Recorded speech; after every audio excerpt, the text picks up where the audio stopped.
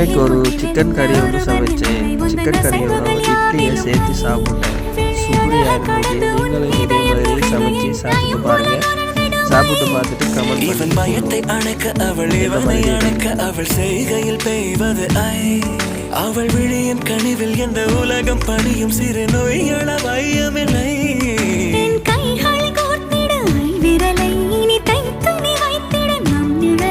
அவள் இதழ்களை நுகர்ந்து விட பாதை நடுக பூக்கள சற்று ஓய்வெடுங்க.